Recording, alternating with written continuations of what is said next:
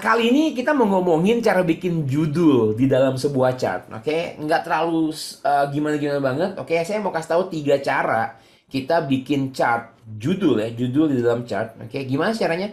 Yang pertama, oke, kebetulan data ini udah ada nih, datanya sama, teman-teman, datanya sama, dan ini sudah saya buat pivot table-nya. Dan kalau kita mau bikin judul dari sebuah pivot table, teman-teman bisa ke pivot table analyze dan pilih pivot chart buat bikin chartnya. Dan kita pilih mau yang mana nih? Oke, saya pilih yang sama aja ya, column chart. Oke, kayak gini. Oke, teman-teman. Legend saya nggak perlu karena cuma ada satu ya. Kemudian grid lines akan saya matikan dan saya akan bikin dia lebih gemuk lagi nih teman. Oke, keyboard shortcutnya untuk memanggil format ya teman-teman itu bisa digunakan CTRL dan 1. Oke, Ctrl 1. Jadi kalau saya sekarang klik di kolomnya dan saya press Ctrl 1, oke, sebentar, Ctrl 1, oke. Dia akan muncul yang tadi dan kita mau gap width-nya kita turunin ke 70 misalnya. Oke, dan dia akan menjadi lebih gemuk sekarang. Oke. Tapi yang mau saya tunjukkan adalah totalnya di sini. Oke, cara pertama, teman-teman bisa double klik ya.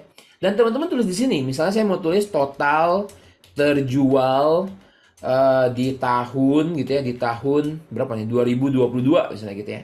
Oke, dan udah beres, bagus ya. Oke, bahkan teman-teman bisa edit ya, bisa misalnya Ctrl A, kemudian kasih bold, kemudian kita kasih warna yang menarik ya, misalnya warna agak sedikit abu-abu, kita kasih lebih besar dan lain sebagainya. Oke. Tapi yang negatif poinnya adalah ini menjadi judul yang statis. Oke, judul yang statis. Oke. Jadi kalau kita bikin dashboard, kita berpikir nih semuanya serba interaktif. Kalau saya ganti dia berubah gitu ya. Jadi maunya dinamis gitu. Nah, gimana cara yang bikin dinamis? Oke. Cara yang bikin dinamis kita mau nih teman-teman bikin teks dulu nih kayak gini ya. Misalnya saya buat nih contoh, saya tulis total terjual adalah 170.595. Oke. Dan saya mau judul ini yang sangat spesifik ya. Itu menjadi sebuah judul di sini dan caranya nggak susah teman-teman. Teman-teman klik kotak judulnya ini dan kita bermainnya itu di formula bar. Formula bar di sini. Oke.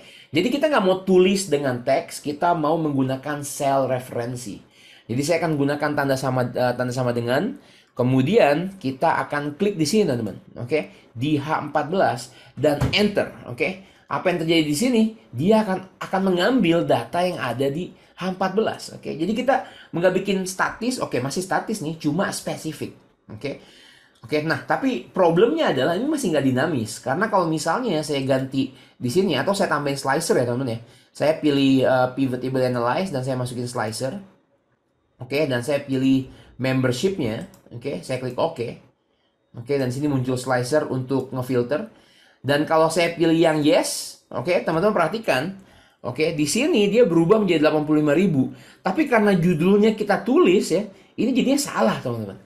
Oke, yes, spesifik tapi nggak dinamis. Oke, itu cara kedua. Nah, cara ketiga yang saya saranin teman-teman, itu adalah dengan menyusun data ya, dengan menggunakan sel referensi. Jadi, teman-teman di sini kita bisa bilang ya, saya mau bikin data nih teman-teman yang punya 2 komponen. Yang pertama adalah tulisan total terjual. Oke, total terjual. Dan komponen kedua, saya mau grand totalnya nih teman-teman, yang akan membaca data di sel ini. Jadi kalau slicernya saya ganti dan data ini berubah, data di sini kan berubah gitu ya. Oke, dan kalau kita punya 2 komponen seperti ini, ya, 2 komponen seperti ini, dan mau kita gabungkan dalam sebuah rumus, kita akan mulai dengan tanda sama dengan, dan kita gabung dengan tanda dan. Oke, kayak gitu ya teman ya. Jadi misalnya di sini saya akan tulis nih teman, saya akan tulis tanda sama dengan, saya buat ini ya, saya buat tanda petik dan saya akan tulis total, oke, total terjual. Oke, dengan tanda spasi sekarang. Oke, tanda terjual.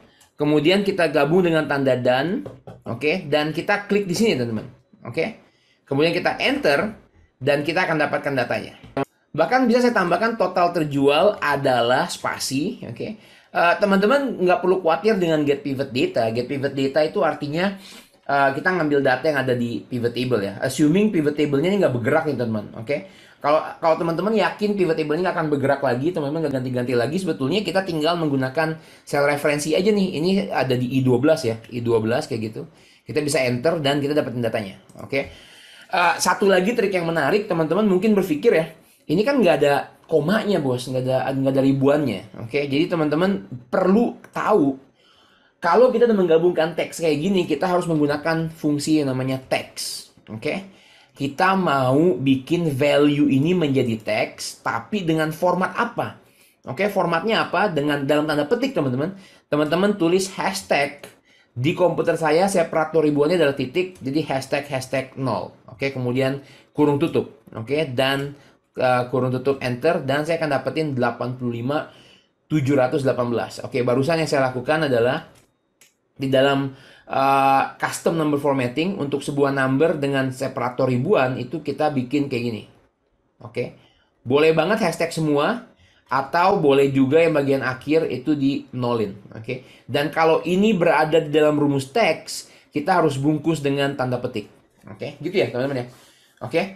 Nah, jadi sekarang saya akan pergi ke judul dan lagi-lagi saya pergi ke formula bar, saya buat tanda sama dengan dan saya akan arahkan ke sini. Enter, dia akan berubah menjadi 85.000. Apa yang terjadi kalau saya klik no? Oke, boom, berubah menjadi 84.000. Saya clear semuanya, dia akan berubah menjadi 170.000. Oke, jadi ini trik yang sangat keren ya teman-teman ya.